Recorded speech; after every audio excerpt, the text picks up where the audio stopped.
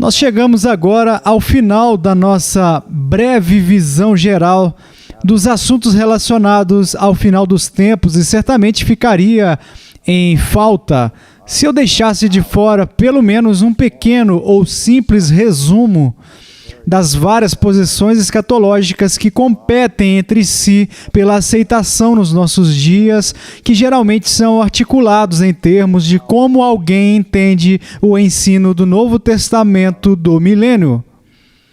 Nós veremos o texto bíblico sobre isso em um momento, mas vocês ouvem as várias escolas de pensamento descrevendo um tipo de abreviatura teológica onde dizemos que alguém é pré-milenar ou eles são pré-milenista ou pós-milenismo, outros são amilenistas e outros são dispensacionalistas. É um tipo específico de pré-milênio e assim por diante. E essas diferentes posições teológicas e escatológicas são todas definidas em termos de como eles entendem o milênio.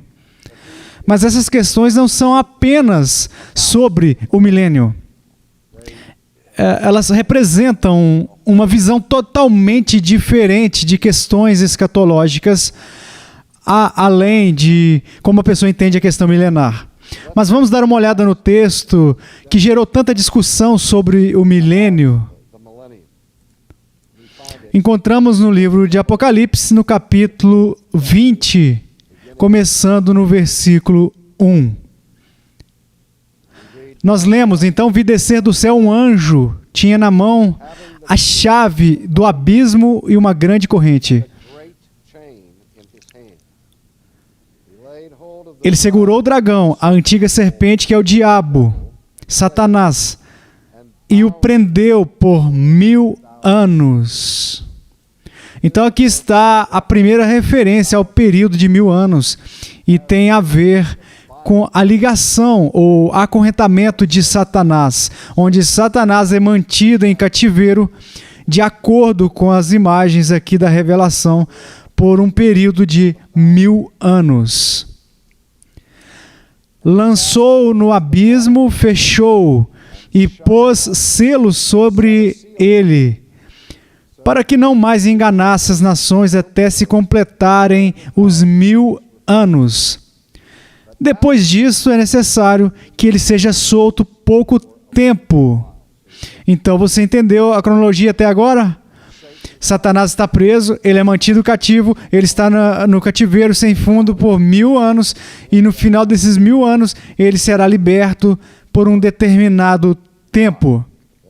Então nós lemos, vi também tronos e nestes sentaram-se aqueles aos quais foi dada a autoridade de julgar.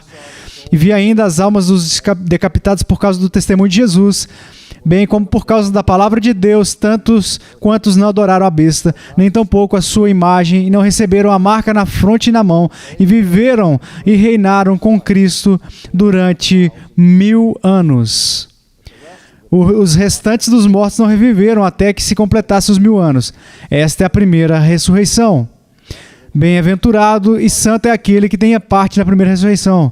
Sobre esses, a segunda morte não tem autoridade. Pelo contrário, serão sacerdotes de Deus e de Cristo e reinarão com ele os 1000 anos. Quando, porém, se completar os 1000 anos, Satanás será solto da sua prisão e sairá a seduzir as nações que há nos 4 cantos da terra, Gog e Magog, a fim de reuni-las para a peleja. O número dessas é como a areia do mar.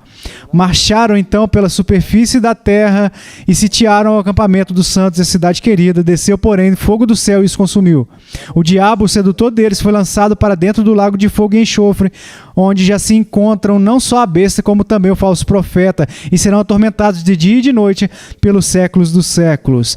Viu um grande trono branco e aquele que nele se assenta, e assim por diante, a descrição do julgamento. Então, aqui nós ouvimos sobre um período intermediário da história de 1000 anos, onde Satanás está preso e Cristo está reinando junto com os seus santos, seguido pela liberação de Satanás, que então, naquele momento, fará guerra contra Cristo e contra os seus santos. E é claro, o resultado dessa guerra não está em dúvida, pois Cristo acabará triunfando e junto com os santos reinará para sempre. Agora, como este período de 1000 anos, e este é o único lugar onde encontramos qualquer referência específica a ele na Bíblia, mas é claro, você só precisa encontrá-lo uma vez para levar isso a sério. Como as diferentes escolas de escatologia enxergam isso? Bem, vamos começar com a chamada posição amilenista. A palavra amilenista significa literalmente nenhum milênio. Alguém que é amoral, não é moral. E o A representa uma negação. E essa posição toma a ideia de que o milênio que é descrito aqui não é um período literal de 1000 anos, mas está falando em linguagem simbólica a respeito da história da igreja. A posição amilenista acredita que a era da igreja é a era do reino de Deus e que o reino de Deus começou com a primeira aparição de Cristo. E quando ele veio, ele cumpriu as profecias próximas de João Batista, que disse que o reino de Deus estava próximo, em termos de proximidade radical. Quando Jesus apareceu em cena, disse que o reino de Deus estava no meio de vós. Ele disse que se vocês pudessem me vir expulsando Satanás pelo dedo de Deus, então vocês saberiam que o reino de Deus veio sobre vocês. E então, na ascensão de Cristo, ele ascende à destra de Deus. Ele vai para a sua coroação, onde é coroado o Rei dos Reis e Senhor dos Senhores. Então, a posição amilenista é baseada na convicção de que o reino de Deus não é algo que está completamente lá fora, em algum lugar no futuro, mas que já começou. Ainda aguarda a sua consumação final.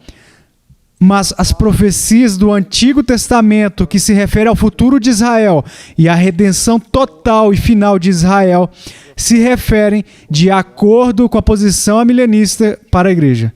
A igreja é o reino de Deus. A igreja cumpre as profecias do Antigo Testamento.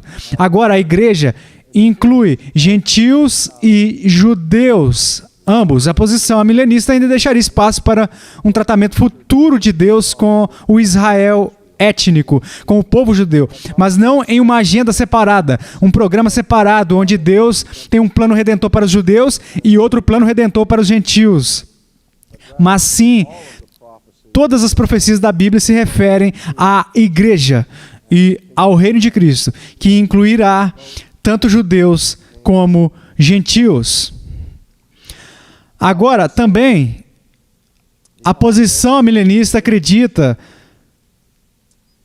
que a comunidade cristã, uma vez que manifesta o reino, terá uma influência positiva contínua na cultura, que o impacto da igreja no mundo trará bênção e melhorias para a condição humana e para a situação humana.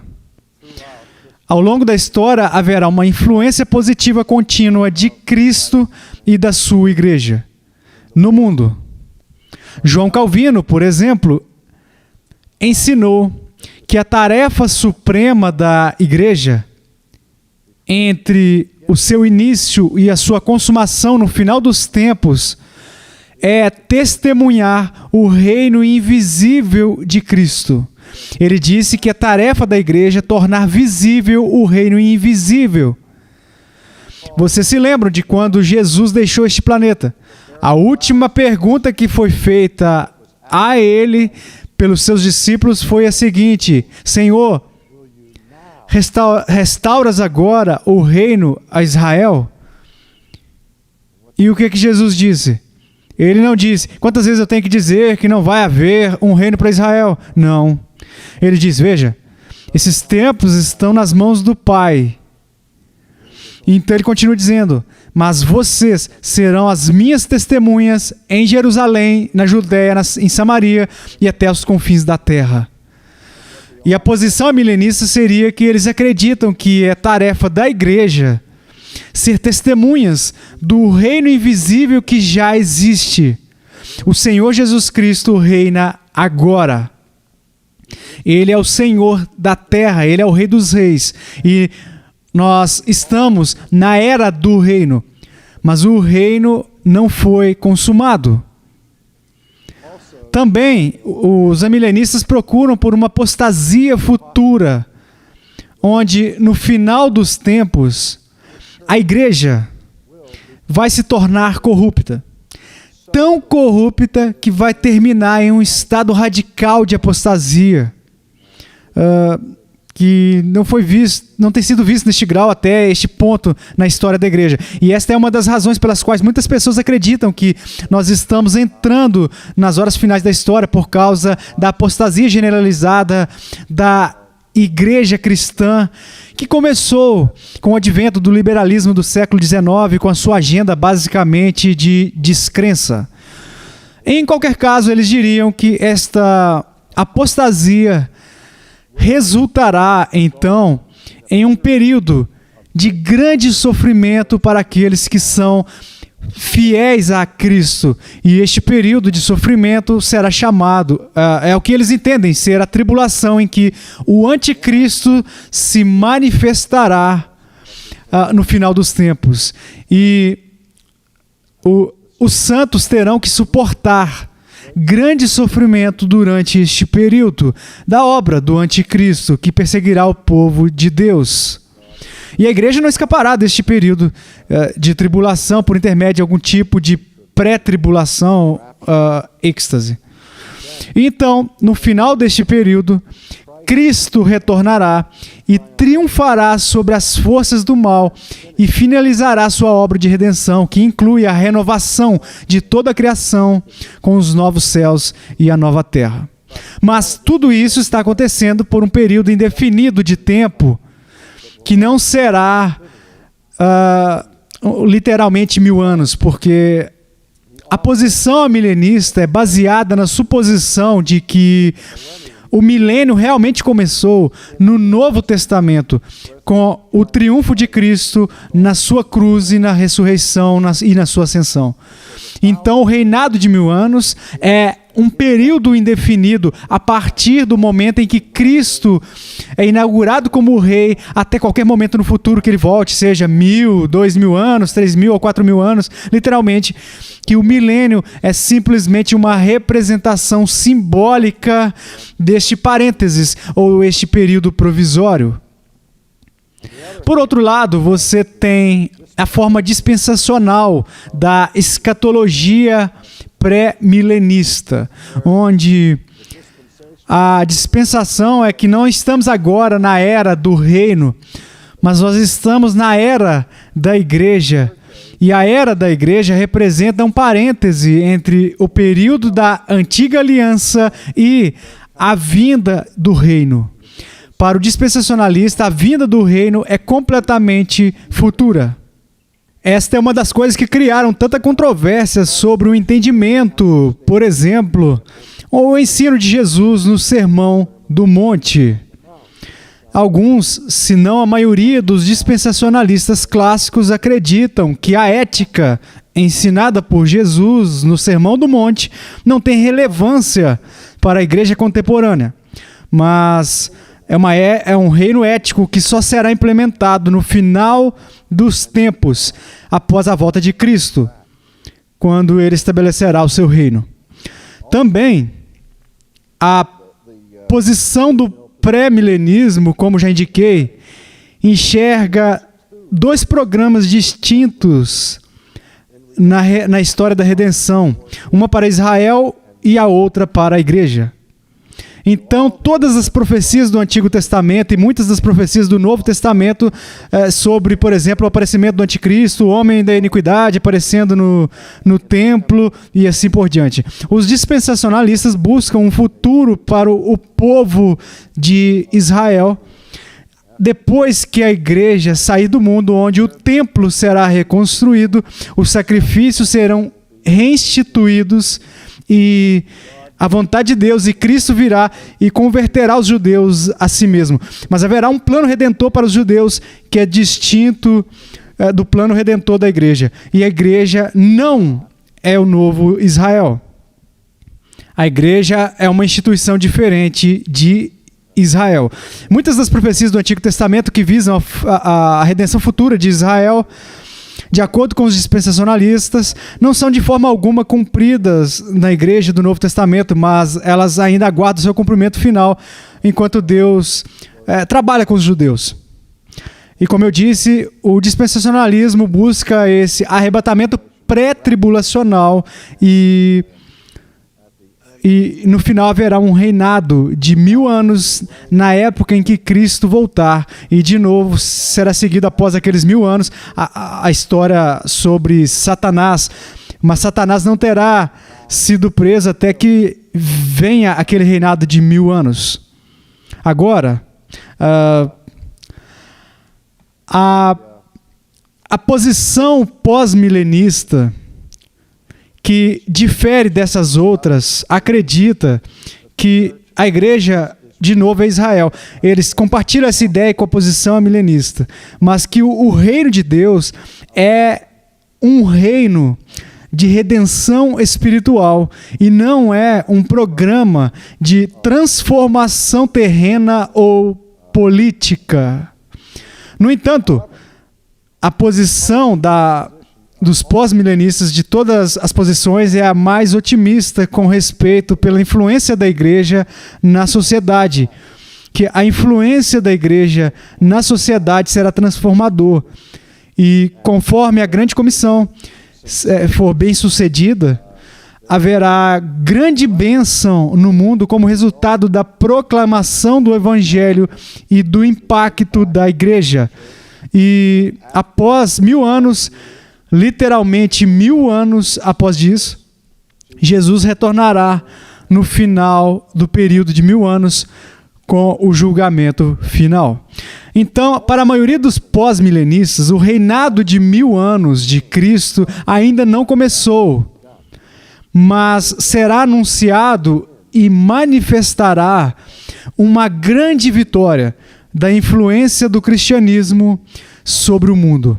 Então, assim, para que o poder do evangelho e o poder da igreja fiquem maior e maior e maior, ao invés de menor e menor e menor. E assim, algumas pessoas em vários tipos de posição de pós-milenismo praticamente buscaram o reino de Deus na terra por um período de tempo subsequente e substantivo em que essas coisas tomam lugar. Agora, com respeito ao pré-milenismo histórico, e fizemos uma distinção entre pré-milenismo e pré-milenismo dispensacionalista, porque dentro das teorias escatológicas, essa distinção existe. Existe uma doutrina clássica do pré-milenismo que difere em certos pontos do dispensacionalismo. O dispensacionalismo, como movimento, começou no século XIX, embora afirme ser simplesmente recuperando assim, a verdadeira escatologia bíblica e a escatologia da igreja primitiva. Mas ao longo da história sempre houve aqueles que afirmaram que Cristo viria antes do milênio e estabeleceria um reino por 1000 anos, após o qual viria a grande tribulação e a batalha final. Nesta visão, a visão histórica de pré-milenismo é que a igreja da era do Novo Testamento é a fase inicial do reino de Cristo, como havia sido profetizado pela profecia do Antigo Testamento. Em segundo lugar, que a igreja do Novo Testamento obterá vitórias ocasionais na história, mas no final das contas falhará na sua missão, perderá a influência e se tornará corrupta ao ponto da apostasia, à medida que a maldade e a corrupção crescem no final da era da igreja. Então a igreja passará por um futuro sem precedentes no mundo de tribulação e dores de parto. Isso, é claro, é conhecido como o período da grande tribulação. E isso marcará o fim da história contemporânea como a conhecemos. Então, após a tribulação, Cristo retornará para arrebatar a sua igreja, ressuscitar os santos que partiram e conduzir o julgamento dos justos dentro de um piscar de olhos. Então Cristo descerá à terra com os seus santos glorificados, lutará a batalha do Armagedon, amarrará Satanás e estabelecerá um reino político mundial que será administrado pessoalmente por Jesus por 1000 anos. E a sua sede, é claro, será em Jerusalém. Então, no final deste reinado milenar, Satanás será liberto e outra rebelião maciça contra o reino e contra Cristo ocorrerá. Então, Deus intervirá no julgamento de fogo para resgatar Cristo e os santos. E então a ressurreição final e o julgamento final ocorrerão. E a ordem eterna da história será iniciada. Então, essas diferentes visões são, descritas de forma abreviada em termos do seu relacionamento a este período de 1000 anos. De novo, para recapitular, a posição milenista é que o milênio não é um milênio literal. As outras 3 posições têm um reinado literal de 1000 anos. Há o reinado de 1000 anos do pré-milenismo histórico, que ocorre, pois nós simplesmente lemos em um ponto futuro em que Cristo reinará por 1000 anos na Terra. Satanás será amarrado, então ele será liberado por uma temporada, a batalha do Armagedon, e haverá lugar e assim por diante. A visão pós-milenista vê um período de 1000 anos de grande prosperidade para a igreja, que ainda não veio, e quando vier, Cristo reinará durante estes 1000 anos, esse período de grande benefício para o mundo inteiro, e depois disso haverá esta tribulação, e o anticristo e todas essas coisas. Então eu acho que vocês entenderam isso, e onde os preteristas caem, obviamente, é que os preteristas completos não acreditam em um milênio, quero dizer que eles acham que já ocorreu. E os preteristas parciais tendem, mas não todos, a cair no campo do pós-milenismo, a posição dele, ou a posição milenista, mas a maioria deles são pós-milenistas e ainda enxergam as profecias futuras ainda não foram cumpridas, mas eles têm uma visão otimista da influência da igreja na história. Agora, a razão pela qual existem essas posições concorrentes de amilenismo, pós-milenismo, dispensacionalismo, pré-milenismo histórico, preterista e tudo mais, é porque é tão difícil saber com precisão e com certeza as referências exatas das profecias futuras. E é por isso que as maiores mentes da igreja continuam a examinar essas profecias. Não temos o benefício da retrospectiva, que é 2020, e queremos estar sempre vigilantes e sempre em alerta, observando o curso da história, pois nós estamos levando a sério as profecias futuras da Sagrada Escritura.